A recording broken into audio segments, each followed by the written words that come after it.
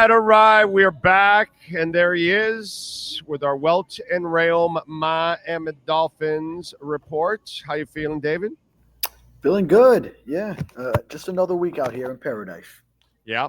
I was just talking about this before you came on to the show. I think if you're the Miami Dolphins, message was sent.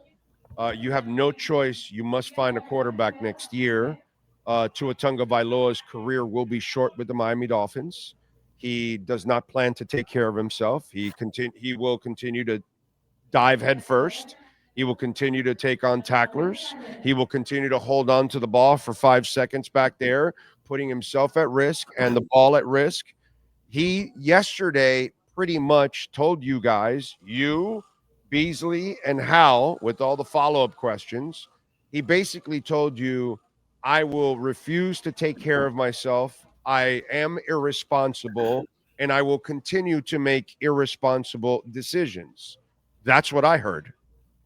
Yeah, and it's such a shame because we had just seen two instances when he came back of him actually protecting himself when he had chances to. He scrambles against the Cardinals and he slides. Everyone gives him the big Bronx cheer. So happy for him that he must have learned. He must have learned, right?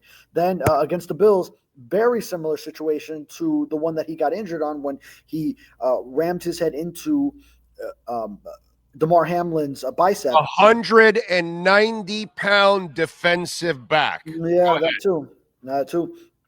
And decided to run into him instead of either sliding or diving to the ground, which I always felt that was the best maneuver in that case because it was a fourth down run. He had to pick up the first down, but there was a way to dive forward so you're not marked back at the spot where the slide starts, and still pick up the first down while protecting yourself and not putting your head in great risk and danger. So he did it that way against Buffalo that second time, and then we saw it.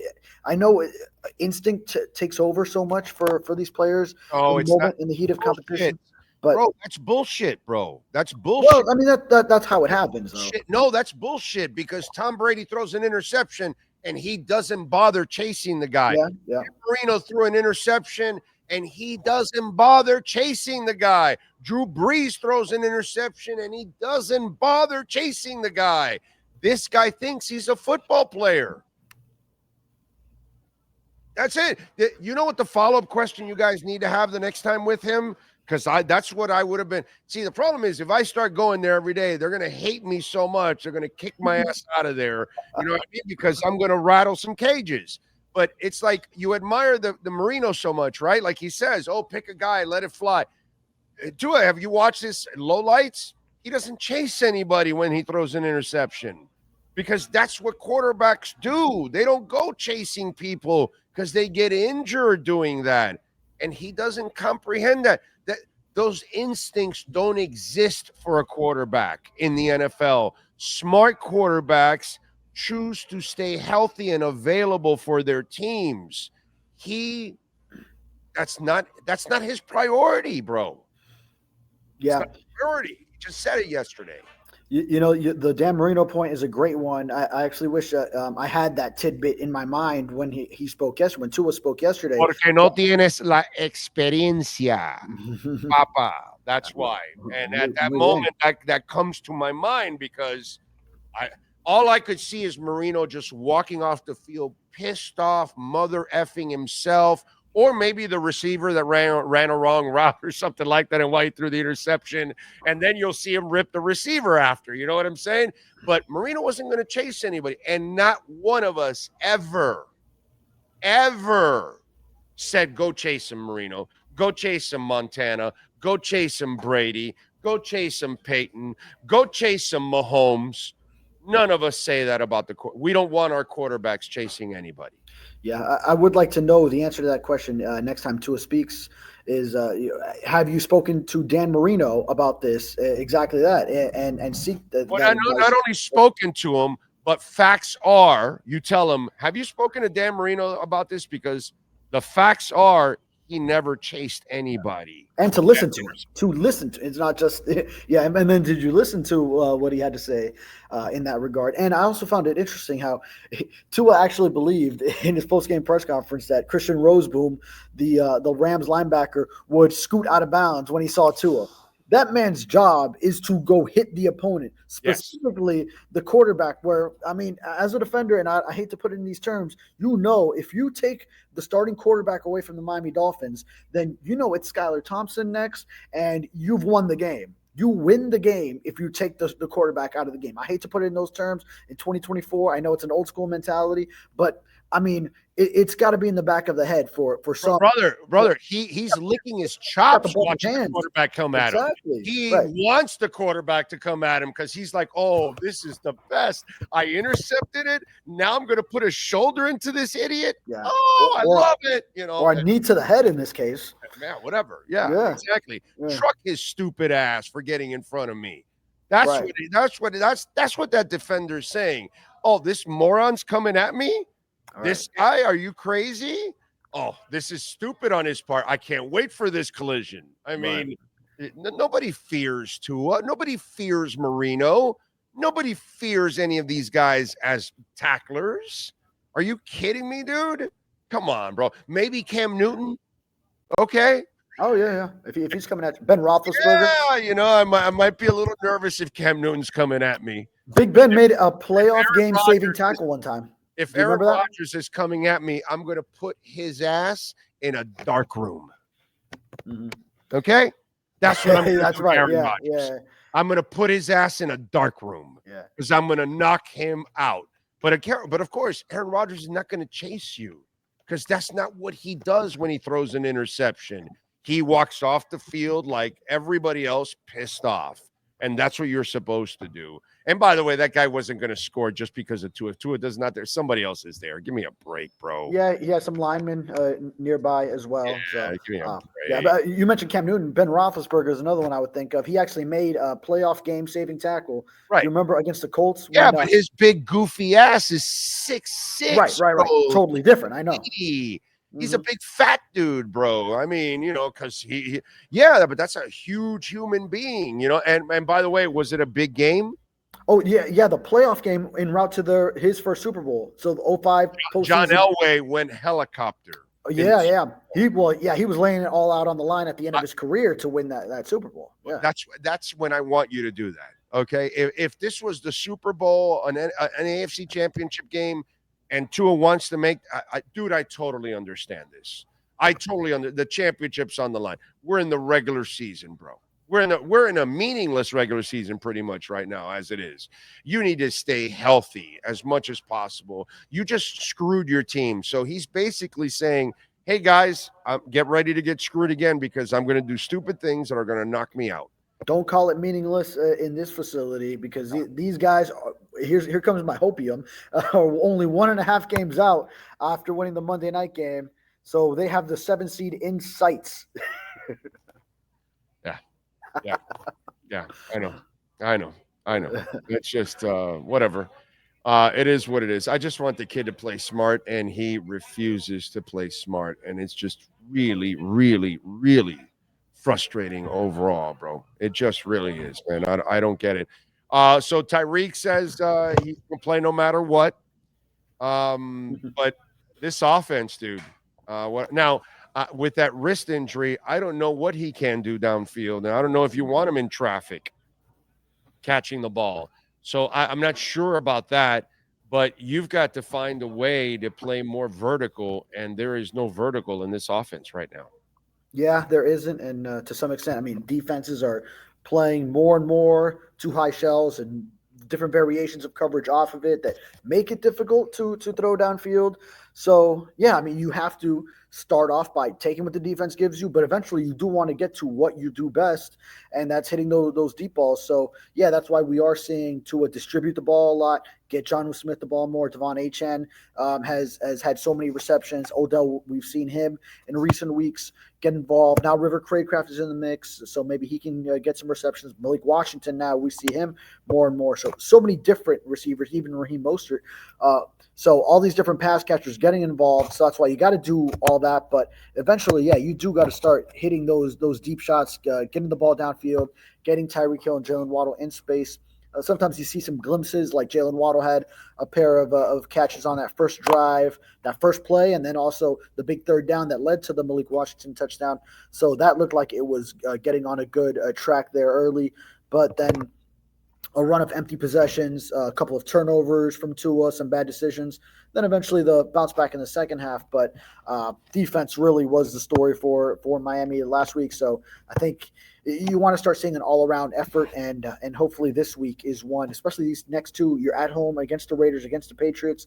This is when you want to see that offense start to flourish, start to really look like what it had appeared or what we had seen in the previous years. Yeah, let's hope so, man, because but now I think the key to all of this is running the damn ball, bro.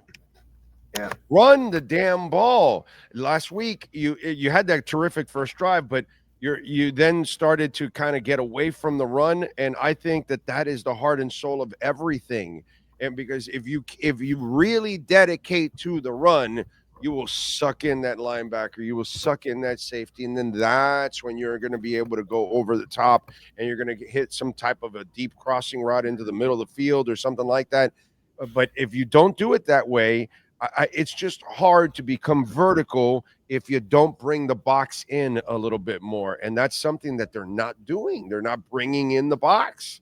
They're letting them drift back. They're letting them keep the shell out there. And if you do that, then you keep playing all this underneath stuff. And the only way to counter that is to run the hell out of the football. If you go look at a lot of these successful teams, their success is coming strictly because they're running the hell out of the football, and that opens up their passing game. And I don't understand why he doesn't get that. Yeah. So, yeah, run the ball. And, of course, we want to run the ball effectively, only 3 yards per carry against the Rams. But there were points like I think back to that Cardinals game, and Arizona kept running James Conner into the line. It wasn't getting much, but they stuck with it. And then eventually that's why then Kyler Murray is throwing to open Marvin Harrison Jr. and Trey McBride, the tight end, and really just picking apart the Dolphins defense. So I do think that probably did play a part in it, is they did commit to the run, and then that really opened things up in the passing game. I mean, it just I don't understand why there isn't that commitment to the run. All right, how are they injury wise for this week, especially on the offensive line?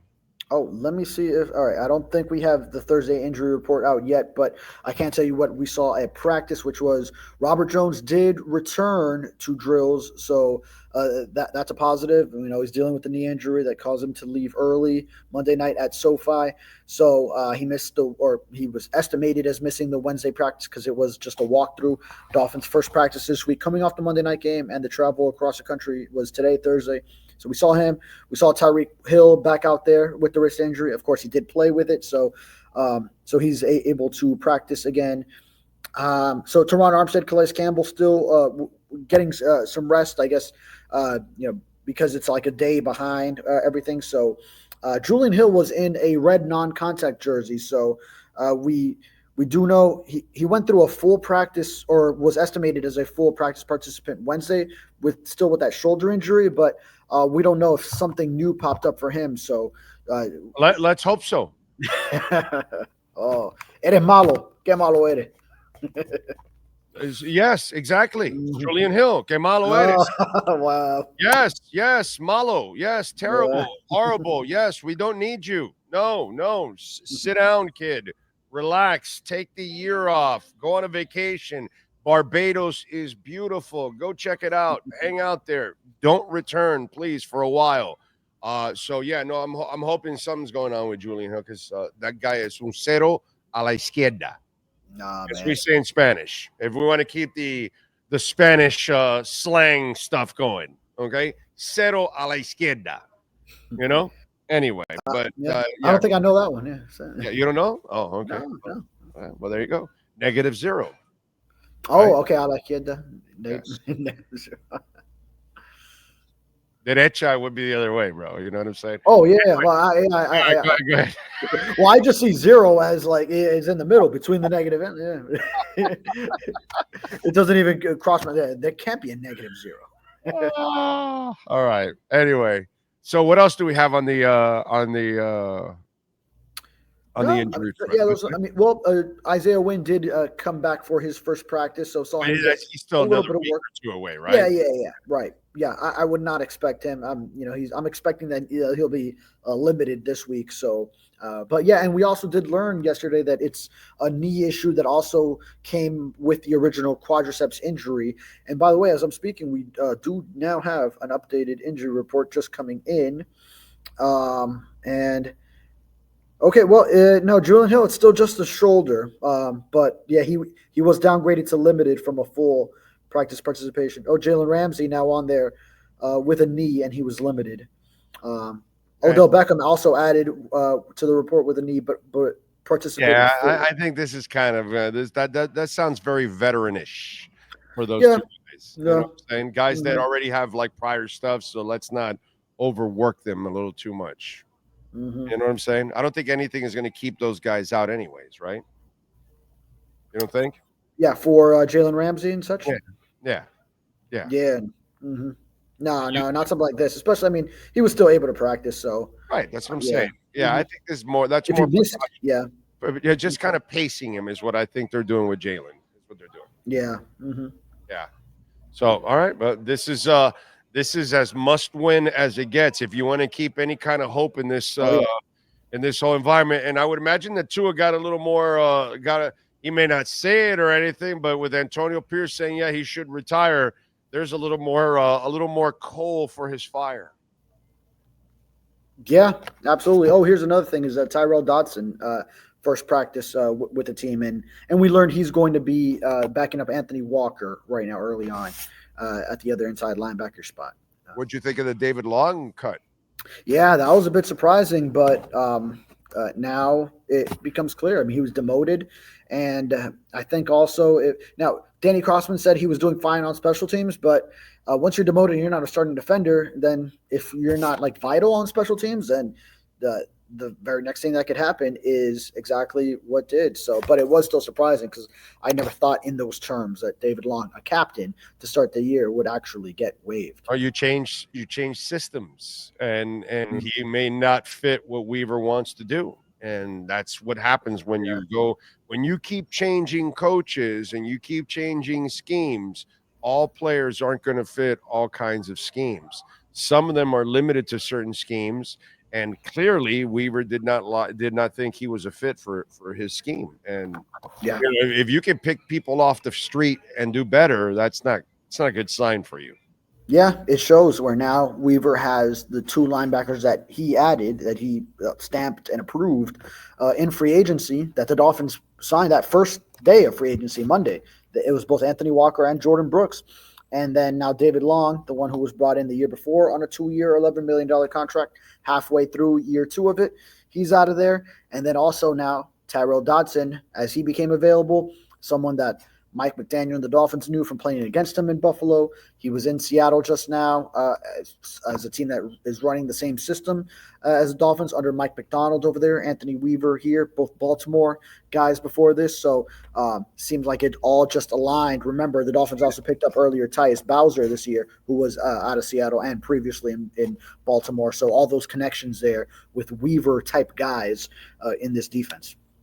Right, and that's just kind of part of change, and it sets you back as a team as you keep changing coaches because you know the new coach won't have everything they need, and that's Weaver. Weaver's in a place where he's probably 2 years away if he's there still from actually having his defense. Like Yeah. next year, he'll be able to turn more over and he'll get closer to it, and then by year 3, he probably has all the guys he needs that can really fit his scheme and all that. But you have to kind of get by with what you have, you know, early on. It's kind of patchwork as it is, and this is the stuff that comes from it. Unfortunately, with David Long. Don't forget, folks, Welt Rheaume 954-966-4646. Homeowner property damage, condo damage, criminal defense, business owner claims, commercial litigation, personal injury. Please call Jeff Welt and Daniel Rheaume. And we've got another storm headed our way. And if it does hit, and looks like it might hit Central and Northern Florida, please keep this number Do not call insurance companies. You call Welt Rheaume. They have their own adjusters. 954-966-4646. What do you got going on in the Sentinel so folks can check you out, my friend? Yeah, all these updates. Actually, a lot of the reaction to the Deshaun Elliott comments, calling the 2023 team soft. The reaction from the Dolphins now, and writing about Tyrell Dodson, the new linebacker coming in. We just got to hear from him for the first time after his first Dolphins practice, so got that. And then I'll be previewing the game on Sunday this weekend. By the way, Dolphins have been soft for 40 years. What's new here? When was the last time the Dolphins made a deep run in the playoffs? That's why they're soft. Yeah, you're talking about. You know what I'm saying? Getting to the Super Bowl in '84. Yeah, I mean, AFC Championship in '90. Yeah, you have to get back to those kind of days where, and even in '92, you weren't really a tough team. You were more of a finesse team. The Marino years, you were more of a finesse team. Maybe the last time they were really tough were like the Woodstock, the Killer Bees, because you had to be tough in that offense and then that defense. But the Dolphins, early '80s. Huh? Yeah, the Dolphins have been soft for 40 years, bro. 40 years. Even as I just mentioned earlier, even the Jason Taylor, Zach Thomas. I was just going to bring them up. Yeah. Okay, that was a very good defense. That's not a generational defense, bro. You know, generational defenses, they get nicknames. They get named Killer Bees, and they get named No Name Defense, and they get Doomsday and Steel Curtain and all that kind of stuff. They are like the Ravens with Ray Lewis. These are generational defense. We never looked at Zach Thomas and Jason Taylor's defenses. They were really good. You can win a Super Bowl with it, but you didn't have the offense that you really needed. Whereas the Ray Lewis defense carried a mediocre offense. Yeah. The Denver defense carried Peyton Manning, who could barely throw 10 yards. The Kansas City Chiefs last year, their offense wasn't shit. It was carried by their defense last year. So the Dolphins haven't been a really tough team in 40 years, dude. Yeah, like nothing new, actually, for this franchise. It reminds me of what I said with the Panthers. You will never win a championship with Huberdeau and Barkov as your leaders because they're too goober. They're too nice. You need to go trade for a son of a bitch. And they went and traded Huberdeau, and they got Kachuk. And then you look at this team now, all of a sudden, they can punch you in the mouth. Whereas the Panthers used to get dogged all the time because they were soft. And they shed that label, and now they're the tough guys. Now they're the bullies on the block. The Dolphins haven't been the bully on the block since the early 80s, dude, and into the 70s. That's the last time they would be bullies offensively and defensively on teams. Yeah, and I think of the early 2000s defenses. So sandwiched between 2000 Ravens, that defense led to a Super Bowl. The 2002 Buccaneers, that defense won a Super Bowl. And also at the same time, those Patriots won 3 Super Bowls in 4 years. Tom Brady's early years. The first Brady one, their offense wasn't shit, dude. Right. It was Tremaine Wiggins at tight end. Yeah. It was Corey Dillon, I think it was at running back. For one of the last, because it was Antoine Smith before him. Antoine Smith it was Antoine Smith. And Troy Brown was their number one wide receiver, bro. David Patton and Deion Branch, David Givens. Yeah, those guys, right? Giants back in the 90s won with Phil McConkey and Ingram as their wide receivers. Bavaro was special. But their wide receivers weren't shit, but their defense was. Lawrence Taylor. Oh, my God. You know what I'm saying? So that's why I'm saying that, yes, the Taylor, Zach Thomas defenses, for Dolphins history, oh, man, one of the special defenses. But in overall NFL, they're not one of the special defenses. They were very good, but they weren't like those other defenses we talked about. Those defenses could carry an entire franchise. Zach Jason defenses were out of gas by the time you got to the playoffs. Yeah, because they were worn out from carrying the team. Yeah. They weren't that special.